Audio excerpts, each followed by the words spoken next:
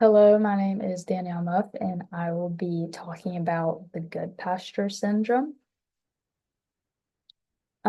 With this disease, the two main body parts that are involved are the kidneys and the lungs. Specifically in the kidneys, it's the glomerular basement membrane, but that can also be condensed as GBM.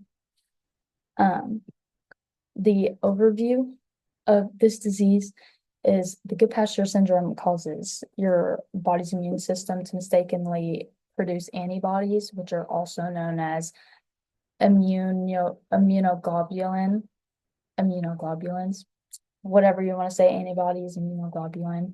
And these antibodies attack a specific protein called collagen, and this collagen is located in your glomerular basement membrane of your kidneys. Um, this disease also causes inflammation to both organs and bleeding in both organs.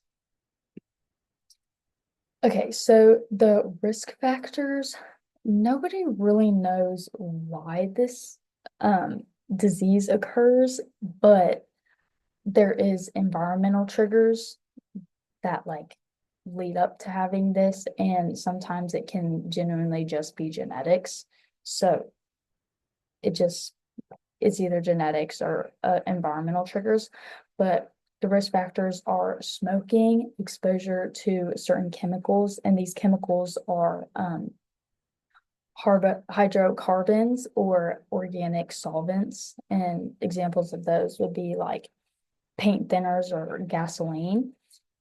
More risk factors would be exposure to metal dust, viral infections, and like I said, sometimes it can just be genetics, so a family history of this disease obviously weighs in.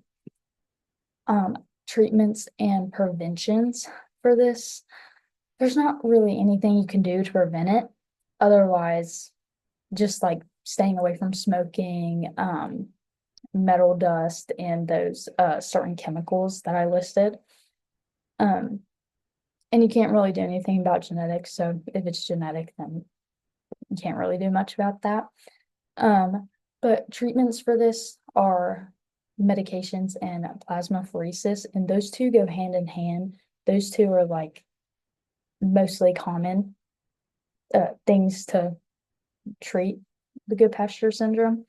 Um, it just depends on the severity and how early on you catch this disease. So it really just depends. But the medications you take, there's three of them. Um, one helps with blood pressure, one prevents the immune system from attacking the body's tissue, and the other helps with inflammation in the kidneys and the lungs. Plasmapheresis is something you would do daily for 2 weeks while taking the medications, and this process removes the harmful antibodies from your blood plasma. Um, and like I said, depending on how early on you get diagnosed with this disease, sometimes it could end in dialysis or a kidney transplant. Interesting things that I learned about this disease are this disease is most common in young adult men and older individuals. I've never, like, besides taking this class, I've never heard of this disease before. So I don't know, everything was just interesting, but especially this because relating back to the risk factors, like just thinking about the young adult men, like mostly um getting this disease, it just makes me think of the exposure to metal um dust, and it makes me think of like welders and how maybe they're not taking like the right precautions to, I don't know, help themselves and save themselves from things like this. So I was just trying to like connect the risk factors to this. So I thought that was super interesting.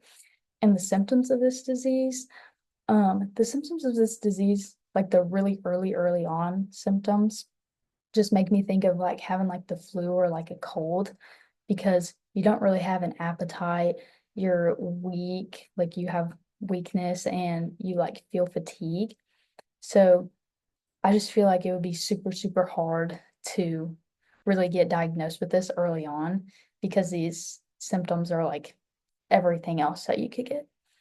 But yeah, that is the Goodpasture syndrome.